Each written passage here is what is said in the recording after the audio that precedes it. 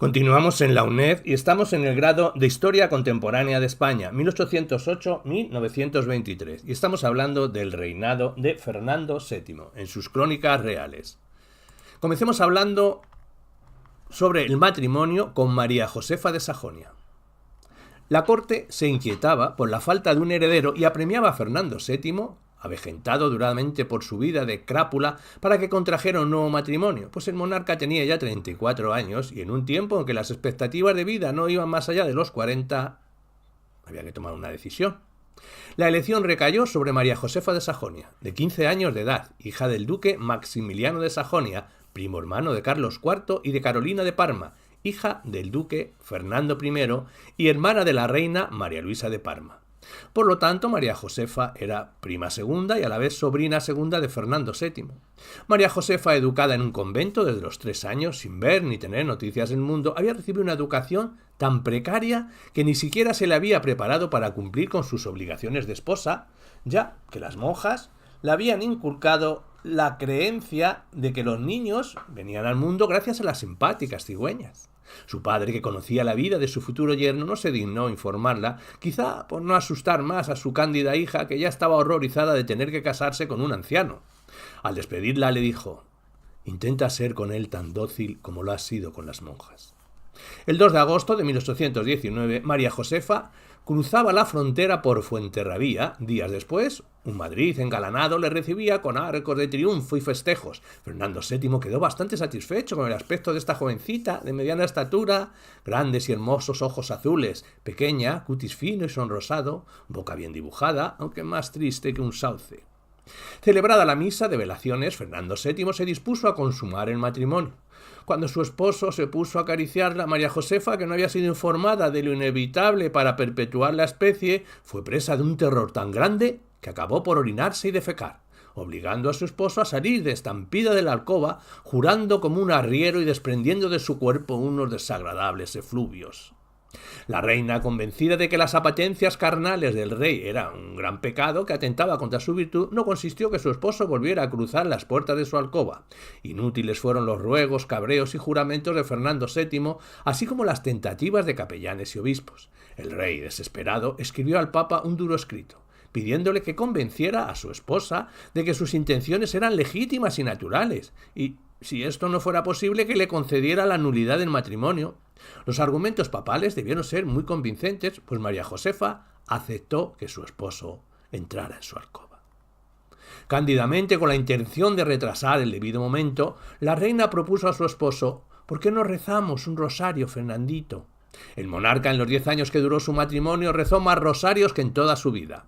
Pasaban los años, y María Josefa, con gran preocupación del rey, no daba señales de quedar embarazada. La falta de descendencia acrecentaba las esperanzas de Carlos María Isidro de suceder a su hermano en el trono.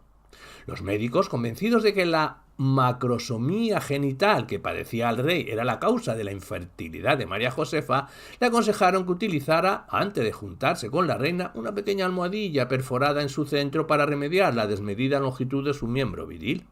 El remedio no funcionó, como tampoco resultaron los viajes a Sacedón, Guadalajara, y a Solán de Cabras, Cuenca, que tenían la fama de que sus aguas obraban verdaderos milagros de fertilidad. Ni las aguas, ni la persistencia del rey, ni la voluntad de la reina, ni los guisos y potingues amorosos suministrados al rey consiguieron el objetivo anhelado. María Josefa se consolaba componiendo décimas, lo único que era capaz de malparir a las aguas milagrosas, a la Virgen y otras pésimas primas en un horroroso español. María Josefa moría prematuramente el 18 de mayo de 1829 en el Palacio de Aranjuez, a consecuencia de unas fiebres a la edad de 25 años. Sus restos fueron inhumados en el Panteón de Infantes del Escorial. Sin sospecharlo, la suerte de Fernando VII y su trono se hallaron muy amenazados. Las logias masónicas, que fueron desplegando una gran actividad durante estos años, se erigieron a Cádiz, donde se hallaban acantonadas las tropas destinadas a sofocar los levantamientos de las colonias americanas para preparar un levantamiento que derribara el absolutismo real. La sublevación se vio favorecida por el disgusto que manifestaron los soldados a embarcar y por la labor de los agentes argentinos y por la masonería, que desembolsaron grandes sumas de dinero tratando de evitar que las tropas llegaran al Río de la Plata y malograsen el movimiento separatista. Decidida la sublevación, Francisco Javier Istúriz, Antonio Alcalá Galiano y Juan Álvarez Mendizábal decidieron poner al frente del pronunciamiento del coronel Antonio Quiroga y al comandante Rafael de Riego. El 1 de enero de 1820, Riego se levantaba en Cabeza de San Juan, Sevilla, venciendo en Arcos al general Cabrera, jefe del ejército expedicionario. Quiroga, que se dirigía a Cádiz desde Alcalá de los Gazuales, fue detenido por Luis Fernando de Córdoba cuando salía de San Fernando. Este contratiempo hubiera hecho fracasar el movimiento de no haberse sumado a él, sin saberlo, La Coruña, Zaragoza, Tarragona, Segovia, Pamplona, Barcelona y Cádiz. El conde de la Bisbal, Enrique José O'Donnell y Anet, se sublevaban en Ocaña, con las tropas que le había confiado el gobierno para sofocar el pronunciamiento, pero al final la Bisbal se echó atrás, cuando vio que estaban perdiendo los organizadores. Se le calificó más tarde como 3 veces traidor, en grado heroico.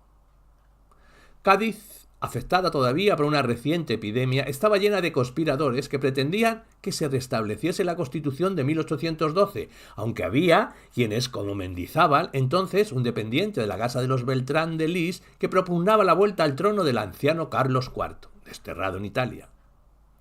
Mirando por el bien de la patria y de las tropas, arengó Riego a las tropas expedicionarias a punto de embarcarse para América para impedir que se verifique el embarque proyectado y establecer en nuestra España un gobierno justo y benéfico que asegure la felicidad de los pueblos y de los soldados. Los militares del ejército expedicionario deben estar convencidos de los peligros que corren si se embarcan en buques medio podridos, aún no desapestados, con víveres corrompidos, sin más esperanza para los pocos que lleguen que morir víctimas del clima, aun cuando sean vencedores.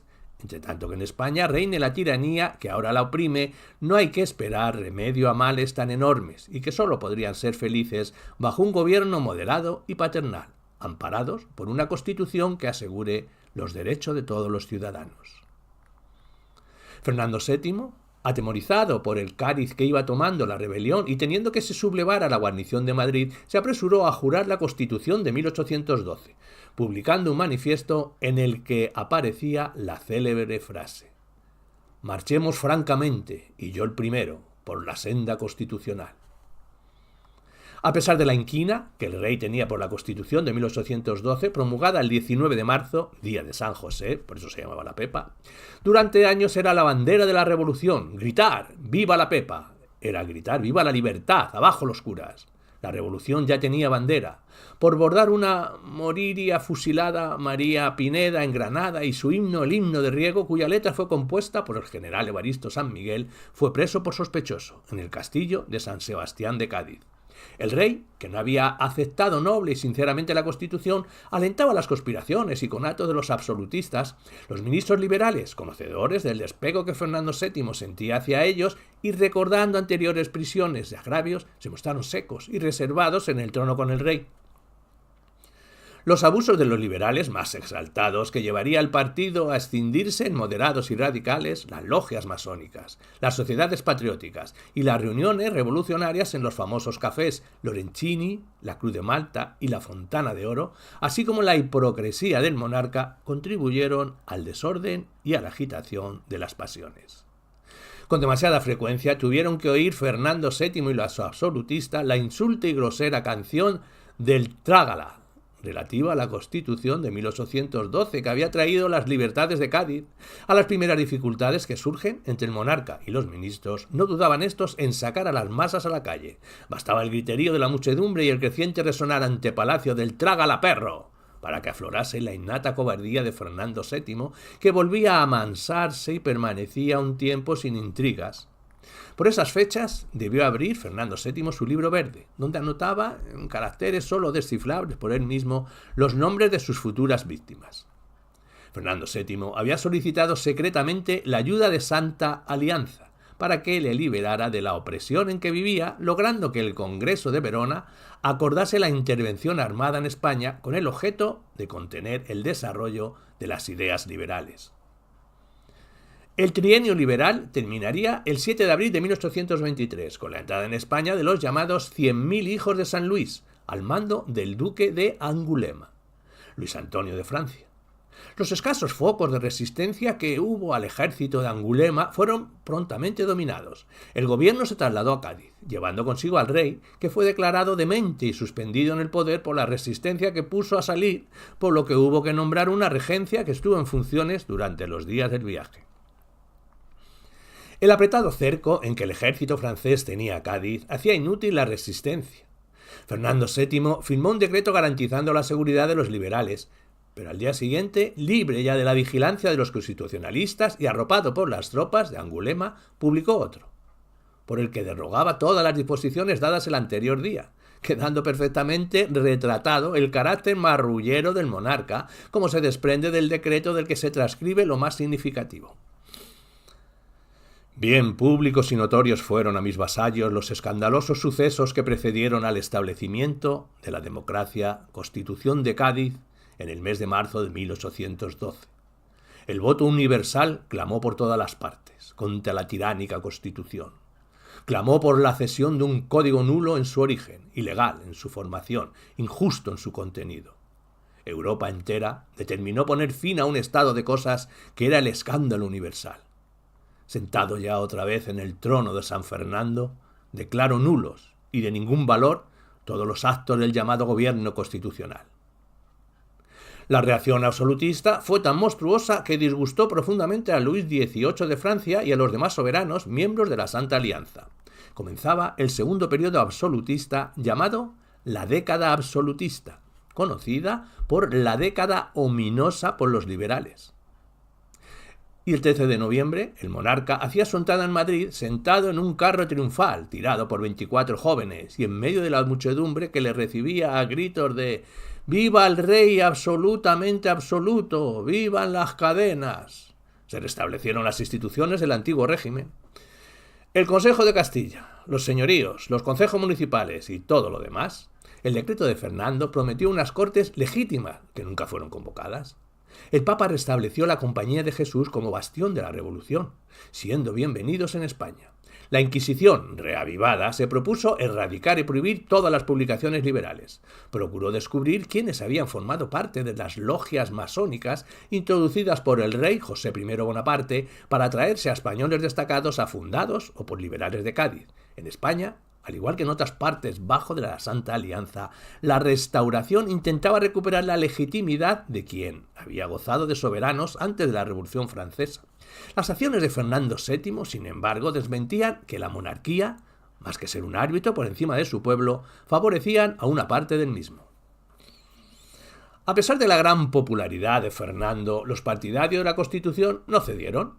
Entre ellos se encontraban varios oficiales que habían combatido bajo las Cortes, y las logias masónicas brindaban a los conspiradores una forma de asociación con ritos secretos y una errónea fama de haber sido los organizadores de la Revolución Francesa. Durante los años siguientes, algunos grupos militares intentaron sin éxito varios levantamientos militares favorables a la Constitución, y sus líderes fueron ejecutados. Un ejemplo fue el fusilamiento del general José María de Torrijos y Urarte en las playas de Málaga. La reacción absolutista trajo unos años de crímenes políticos, asesinatos y proscripciones que ensombrecieron los anales de esta desgracia. España y la pasión política, llevada al último límite, arrastró al suplicio a muchos hombres. Los liberales fueron perseguidos como si fueran perros rabiosos. Como los tribunales ordinarios se veían imposibilitados de juzgar a los presos políticos, dado el excesivo número de ellos, se constituyeron unas comisiones militares con carácter ejecutivo, que se hicieron célebres por las crueldades que cometieron. Francisco Toledo, Calomarde, acérrimo absolutista, desconfiado y combativo, creó el odioso sistema de las purificaciones, que permitía vengarse libremente de los liberales. Todas estas rigurosas medidas no satisfacían las exigencias de los apostólicos, por lo que se agruparon en torno a la persona de Carlos María Isidro, al que consideraban más digno de encarnar sus ideales monárquicos y teocráticos ante la falta de descendencia de Fernando VII y la creencia de que su hermano heredaría la sucesión al trono. Este grupo se aferró al realismo más furioso que sintonizaba perfectamente con la ferviente religiosidad de Carlos María Isidro, de su esposa María Francisca de Braganza, y con la aversión que ambos profesaban a las novedades ideológicas. A diferencia de los súbditos españoles de Fernando, los de América no aceptaron bien su vuelta. Los acontecimientos internos que vivía España propiciaron los movimientos de independencia de los dominios americanos. La llamada doctrina Monroe, América para los americanos, en la que Estados Unidos reconocía el pleno derecho a apoyar y reconocer la independencia de la República del Sur y del Centro de América, vino a acabar con las esperanzas. México, Venezuela, Colombia, Chile, Perú, Argentina y América Central fueron obteniendo su independencia sin que la metrópoli, sumida en un caos, pudiera hacer nada para evitarlo. Hasta la Florida tuvo que ser entregada a los Estados Unidos.